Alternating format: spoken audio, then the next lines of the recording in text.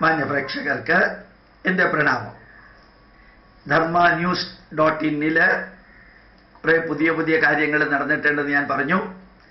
ധർമ്മ-news.in, ധർമ്മ-radio.in, അതുകൂടാതെ www.dharma-messages.in, അത് English speeches മാത്രമുള്ളതാണ്. www.dharma-messages.in ഇംഗ്ലീഷ് സ്പീച്ച് മാത്രം ഉള്ളത്. എല്ലാം നല്ല രീതിയിൽ വർക്ക് ചെയ്യുമ്പോൾ ധർമ്മ ന്യൂസിലുള്ള കുറേ കാര്യങ്ങൾ ഞാൻ ഇംഗ്ലീഷിൽ പറഞ്ഞത് മലയാളത്തിൽ അവതരിപ്പിക്കുന്നു. ഭാരതത്തിലെ കള്ളപ്പണക്കാരുടെ സ്വിസ് ബാങ്കിലുള്ള എമൗണ്ടിന്റെ അടിസ്ഥാനത്തിൽ ഭാരതം 75ാമത്തെ സ്ഥാനത്തേക്ക് മാറിയിരിക്കുന്നു. ഏറ്റവും കൂടുതൽ കള്ളപ്പണം ഉള്ളത് UK, യുണൈറ്റഡ് കിങ്ഡം, ബ്രിട്ടീഷുകാർക്കാണ്. അവര് 1ാം സ്ഥാനത്ത് നിൽക്കുന്നു. 2004 ഭാരതം കള്ളപ്പണം സ്വിറ്റ്സർലൻഡിൽ ഇട്ടതിൽ 37ാമത്തെ സ്ഥാനത്തിലായിരുന്നു. ഇപ്പോ 75ാമത്തെ സ്ഥാനത്തെത്തിയിരിക്കുന്നു. പ്രധാനമന്ത്രി സ്വന്തം സഹപ്രവർത്തകരോട് പറഞ്ഞു, ഏത് വ്യക്തിയുടെയും എല്ലാ പ്രശ്നങ്ങളും പരിഹരിക്കണം, ക്യൂവിൽ നിൽക്കുന്നവരിൽ അവസാനത്തെ വ്യക്തിയുടെ വരെയും പ്രശ്നങ്ങൾ പരിഹരിച്ചിട്ടേ അടുത്ത സ്റ്റെപ്പിലേക്ക് പോകാവൂ എന്ന്. ഇൻകം ടാക്സ് ഡിപ്പാർട്ട്മെന്റ് കഴിഞ്ഞ 2 വർഷം കൊണ്ട് 43,000 കോടി രൂപയുടെ കള്ളപ്പണം കണ്ടെത്തിയിട്ടുണ്ട്. അടുത്ത പോയിന്റ്, പ്രൈം മിനിസ്റ്റർ സൗത്ത് ആഫ്രിക്കയിലും കെനിയ, സാംബിയ, മൊസാംബിക് തുടങ്ങിയ രാജ്യങ്ങളിൽ സന്ദർശിക്കുകയും അതിഗാഢമായ രീതിയിൽ അവിടെയുള്ള ജനങ്ങളുമായിട്ട് ബന്ധപ്പെടുകയും സഹോദര രാഷ്ട്രങ്ങളെ പോലെ ബന്ധം നിലനിർത്താനായിട്ട് തീരുമാനമെടുക്കുകയും ചെയ്തു. വേൾഡ് ബാങ്ക് പ്രസിഡന്റ് പറഞ്ഞു, ഭാരതത്തിലെ പ്രധാനമന്ത്രിയുടെ പ്രവർത്തനം ലിറ്ററലി ഫാന്റാസ്റ്റിക് ആണ്. ജിൻ യോങ് കിം പറഞ്ഞു, അദ്ദേഹം ഇന്ത്യൻ പ്രധാനമന്ത്രി നരേന്ദ്രമോദിയുടെ ഒരു ഫാൻ ആണ് എന്ന്. ഭാരതം മുഴുവനും ലാൻഡ് റെക്കോർഡുകൾ, ഭൂമിയുടെ റെക്കോർഡ് ഡിജിറ്റലൈസ് ചെയ്യുന്ന പ്രവൃത്തികൾ ഏതാണ്ട് പൂർണ്ണമായിട്ടുണ്ട്. ഇനി ഏത് പ്രക്രിയയ്ക്ക് വേണ്ടിയിട്ട് ഭൂമി ട്രാൻസാക്ട് ചെയ്യുമ്പോഴും വളരെ എളുപ്പത്തിൽ ഈ ഡിജിറ്റൽ ഡാറ്റയിൽ നിന്നെടുത്ത് കാര്യങ്ങൾ ചെയ്യാൻ സാധിക്കും.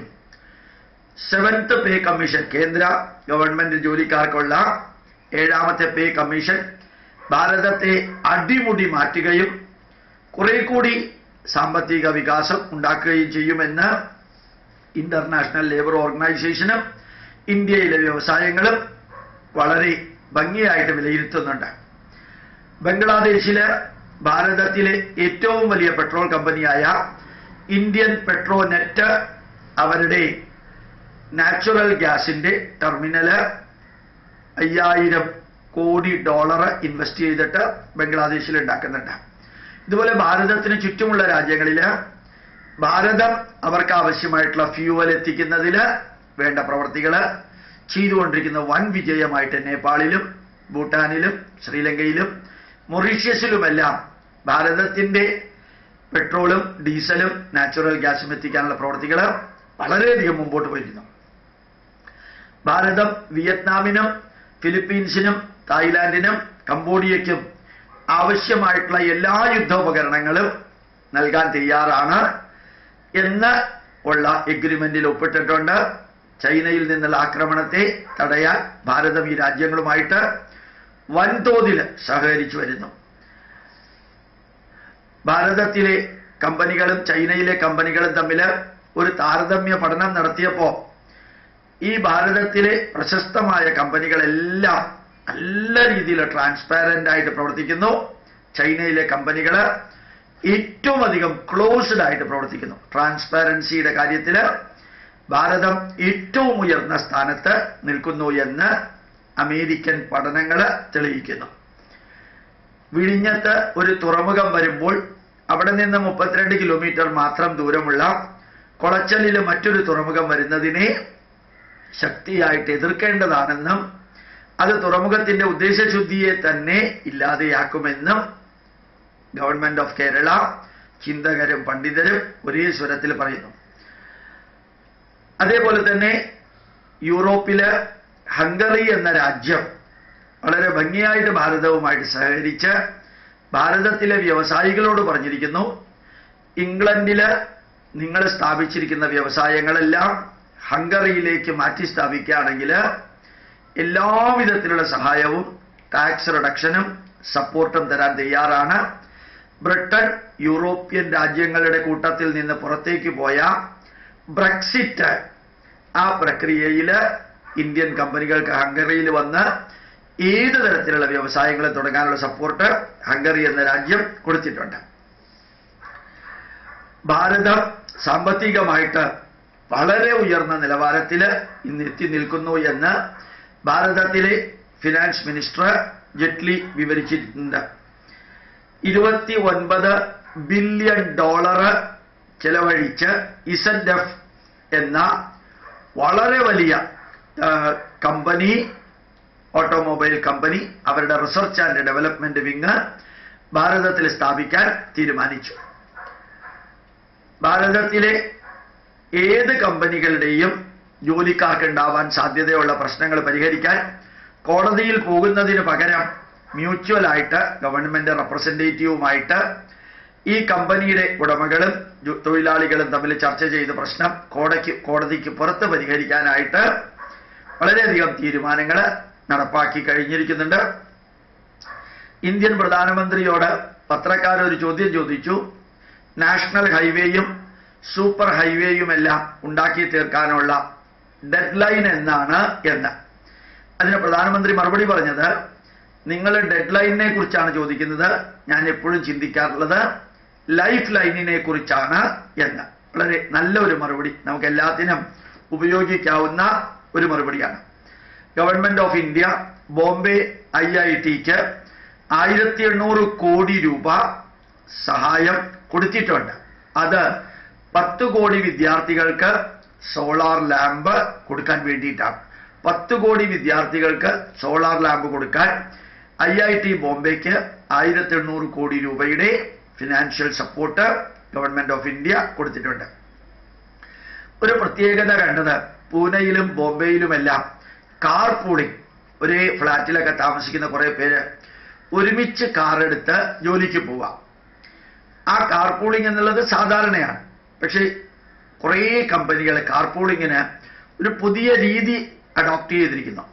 പല പല പുതിയ യാത്രക്കാരെയും ഒരുമിച്ച് കൊണ്ടുവന്ന് വാഹനത്തിനകത്ത് തന്നെ അവരുടെ ബിസിനസ്സിനെ കുറിച്ച് ചർച്ച ചെയ്യുക, ജോലിക്ക് ആവശ്യമുള്ള വ്യക്തികളെ തമ്മിൽ ബന്ധിപ്പിക്കുക, നല്ല നല്ല പാർട്ട്നേഴ്സിനെ ഉണ്ടാക്കുക, ഈവൻ കുടുംബ ബന്ധുക്കളെ പോലും ഉണ്ടാക്കാനുള്ള ഒരു സംവിധാനമായിട്ട് ബോംബെയിലും പൂനെയിലും കാർ പൂളിംഗ് സംവിധാനം ഒരു ഒഫീഷ്യൽ ചർച്ചയ്ക്കുള്ള വേദിയാക്കിയിട്ട് ബിസിനസ്സിൽ പാർട്ട്ണർഷിപ്പ് ഉണ്ടാക്കാനായിട്ട്, ജീവിതത്തിൽ പാർട്ട്ണർഷിപ്പ് ഉണ്ടാക്കാനായിട്ടും കാർ പൂളിംഗ് സംവിധാനത്തിന് വളരെ നല്ല റോള് വഹിക്കാനുണ്ടെന്ന് തീരുമാനിച്ചിട്ട് അങ്ങനെയുള്ള കാർ പൂളിംഗ് സിസ്റ്റം ഇംപ്ലിമെന്റ് ചെയ്തിട്ടുണ്ട്. ഭാരതത്തിലെ നേവികളുടെ വലിയ വലിയ കപ്പലുകൾ ഇത്രയും കാലം മറ്റ് രാജ്യങ്ങളിലെ ഹാർബറുകളിലാണ് നിർത്തിയിരുന്നത്. അതെല്ലാം മാറി കഴിഞ്ഞ 2 വർഷം കൊണ്ട് ഭാരതത്തിലെ ഏത് വലിയ കപ്പലുകളും ചെറിയ യുദ്ധക്കപ്പലുകളും ഭാരതത്തിന്റെ ഹാർബറുകളിൽ തന്നെ നിലനിർത്താൻ പാകത്തിന് ഉള്ള തുറമുഖ സംവിധാനങ്ങൾ, ഹാർബർ സംവിധാനങ്ങൾ നിലവിൽ വന്നു. ഇന്ത്യൻ കപ്പലുകൾ മറ്റൊരു രാജ്യത്തിന്റെയും പരിധിയിൽ നിൽക്കേണ്ട ആവശ്യമില്ല എന്നുള്ളത് വളരെ വ്യക്തമായിട്ട് വികസനത്തിന്റെ ഭാഗമായിട്ട് നിലവിൽ വന്നിട്ടുണ്ട്. റഷ്യയും ഇന്ത്യയും തമ്മിൽ വളരെ ഡീപ്പായിട്ടുള്ള നേവൽ എക്സർസൈസ് നടത്തുകയും അത് മറ്റ് രാജ്യങ്ങളുടെ വിലയിരുത്തലുകൾക്ക് വിധേയമാവുകയും അഭിനന്ദനത്തിന് വിധേയമാവുകയും ചെയ്തിട്ടുണ്ട്.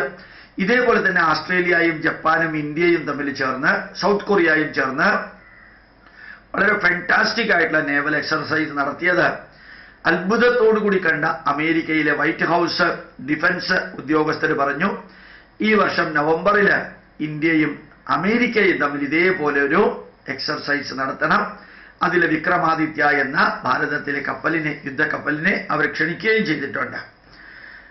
ഭാരതത്തിലെ 10 ഗഗാവാട്ട്സ്, 10 GW ഗഗാവാട്ട്സ് സോളാർ എനർജി 2020 ഉൽപ്പാദിപ്പിക്കാനും അത് മറ്റ് രാജ്യങ്ങൾക്ക് വേണ്ടിയിട്ട് കയറ്റി അയക്കാനും വേണ്ടിയിട്ടുള്ള സംവിധാനം തുടങ്ങിയിട്ടുണ്ട്. ഏറ്റവും കൂടുതൽ ഇലക്ട്രിസിറ്റി സോളാർ സിസ്റ്റം ഉപയോഗിച്ചുണ്ടാക്കുന്നത് ഭാരതത്തിലായിരിക്കും. ഭാരതം ലോകത്തിന് മാർഗനിർദ്ദേശം നൽകുന്ന വിധത്തിൽ എത്തി നിൽക്കുന്നു. സ്കോർപിയസ് എന്ന അമേരിക്കൻ കമ്പനിയാണ് ഇത്രയും ഇലക്ട്രിസിറ്റി സോളാർ എനർജിയിൽ നിന്നുണ്ടാക്കാനുള്ള മെമ്മോറാണ്ടം ഓഫ് അണ്ടർസ്റ്റാൻഡിംഗ് സൈൻ ചെയ്തിരിക്കുന്നത്. ഭാരതത്തിന്റെ ഇന്റർനാഷണൽ ബൗണ്ടറി ബംഗ്ലാദേശുമായിട്ടുള്ളത് അവിടെ നിന്ന് തീവ്രവാദികൾ ഇങ്ങോട്ട് നുഴഞ്ഞു കയറാതിരിക്കാൻ അതിശക്തമായ പ്രതിരോധ നിര തീർത്തിട്ടുണ്ട്. ചൈനയിലെ ഓപ്പോ ഇലക്ട്രോണിക് എന്ന കമ്പനി, OPPO ഇലക്ട്രോണിക് എന്ന കമ്പനി $6 ബില്യൺ ഭാരതത്തിൽ ഇൻവെസ്റ്റ് ചെയ്തിട്ട് അവരുടെ സിംഗിൾ ബ്രാൻഡ് ഇലക്ട്രോണിക് പ്രോഡക്റ്റിന്റെ ഹോൾസെയിൽ ഷോപ്പുകൾ ഭാരതം മുഴുവനും ഉണ്ടാക്കാനുള്ള യജ്ഞത്തില് ഗവൺമെന്റ് ഓഫ് ഇന്ത്യക്ക് ആപ്ലിക്കേഷൻ കൊടുത്തു. $6 ബില്യൺ ഇൻവെസ്റ്റ്മെന്റ് ആണ് സിംഗിൾ ഇലക്ട്രോണിക് ബ്രാൻഡ് പ്രോഡക്റ്റ് ഭാരതമെമ്പാടും വിൽക്കാനുള്ള കടകൾ തുടങ്ങാനായിട്ടുള്ള പെർമിഷനാണ് ഓപ്പോ എന്ന കമ്പനി, ചൈനീസ് കമ്പനി പെർമിഷൻ ആവശ്യത്തിന്. $1 ട്രില്യൺ, അതായത് 1 ലക്ഷം കോടി രൂപ ഈ ടെലികോം സ്പെക്ട്രം ഓപ്ഷൻ ചെയ്യുന്ന, ലേലം വിളിക്കുന്നതിൽ നിന്ന് ഗവൺമെന്റ് ഓഫ് ഇന്ത്യ പ്രതീക്ഷിക്കുന്നു.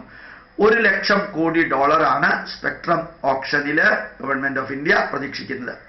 4300 മെഗാവാട്ട് എനർജി ഈ വർഷം വിൻഡ് പവറിൽ നിന്ന്, കാറ്റാടി യന്ത്രങ്ങളിൽ നിന്ന് 2016-2017 കാലയളവിൽ ഉണ്ടാക്കാനുള്ള പരിപാടികൾ വിജയകരമായിട്ട് ഇംപ്ലിമെന്റ് ചെയ്തിരിക്കുന്നു. മോഡി ജനങ്ങളോടും പത്രങ്ങളോടും പറഞ്ഞു, എൻ്റെ ലക്ഷ്യം എന്ന് പറയുന്നത് ഭാരതത്തിനെ അടിമുടി മാറ്റുക. എൻ്റെ ഭരണ ഉത്തരവാദിത്വത്തിന്റെ കാലം കഴിയുമ്പോൾ ഭാരതം അടിമുടി മാറിയിട്ടുണ്ട് എന്ന് ജനങ്ങൾക്ക് ഒരു തോന്നൽ ഉണ്ടാക്കലാണ് എൻ്റെ ഭരണലക്ഷ്യവും ജീവിത ലക്ഷ്യവും.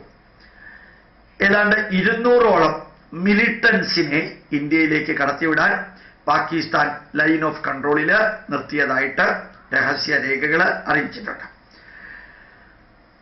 നരേന്ദ്രമോദിയുടെ അടുത്ത് ചോദിച്ചു, കോർപ്പറേറ്റ് മാനേജ്മെന്റും എല്ലാം നിങ്ങൾ എൻകറേജ് ചെയ്യുമ്പോൾ ഏത് രീതിയിലാണ് നിങ്ങളുടെ ഭരണത്തിന്റെ മുൻപോട്ടുള്ള പ്രയാണം?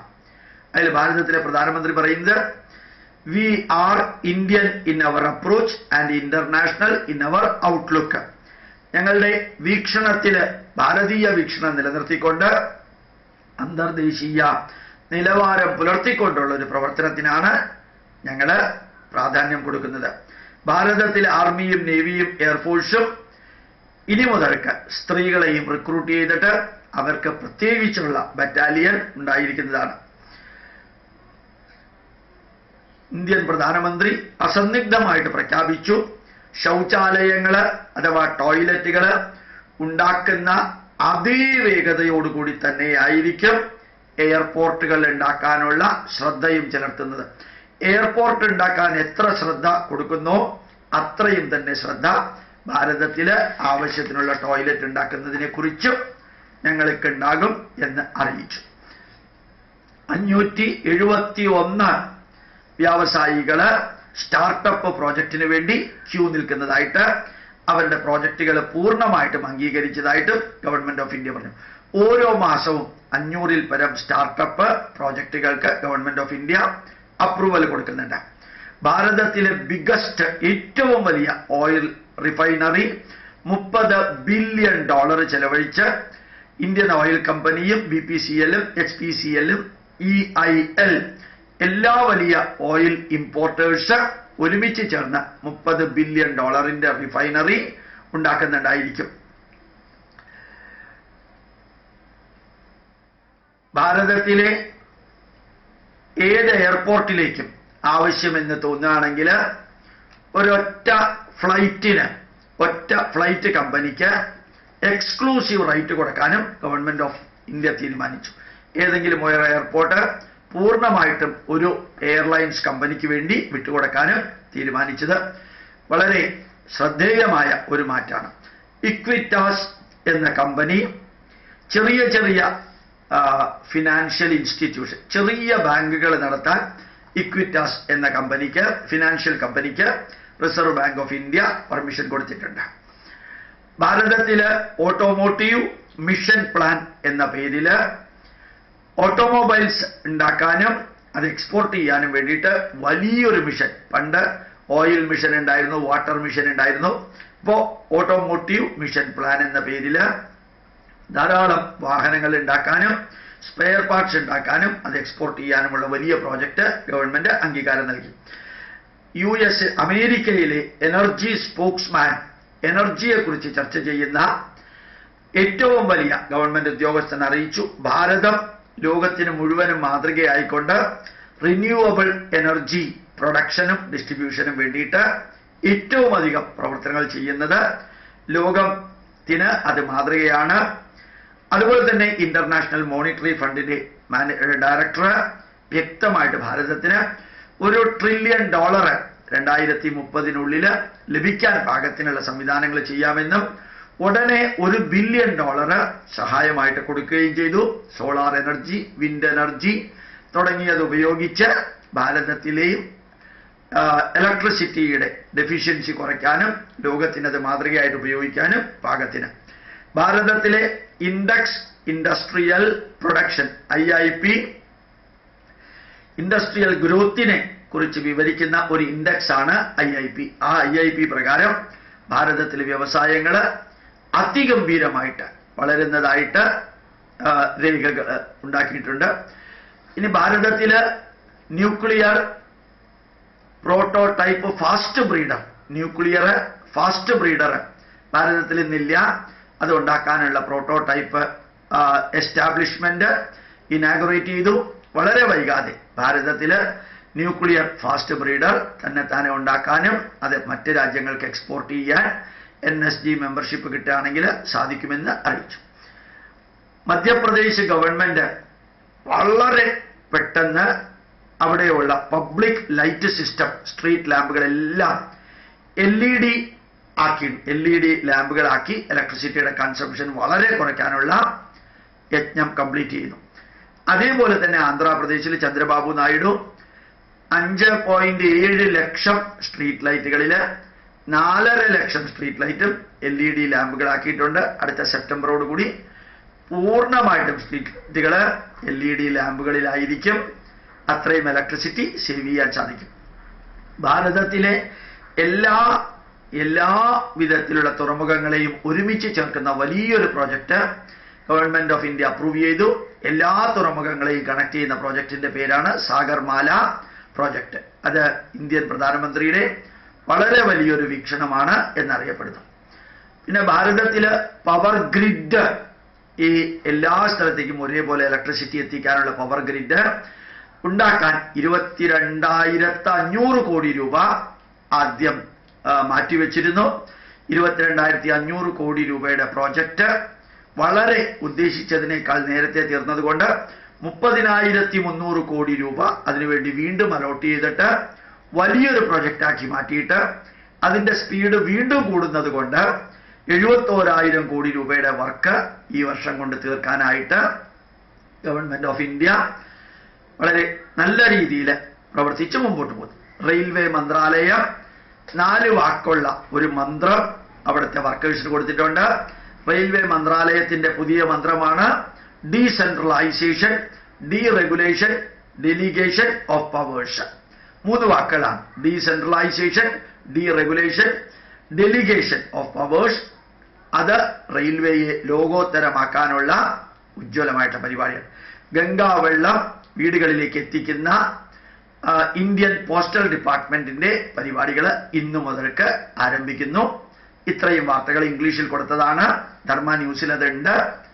അതുകൊണ്ട് dharmanews.in, dharmaradio.in, dharmamessages.in, IISH.org ഇത് ലഭിക്കുന്നതായിരിക്കും. പ്രണാമം, നമസ്കാരം.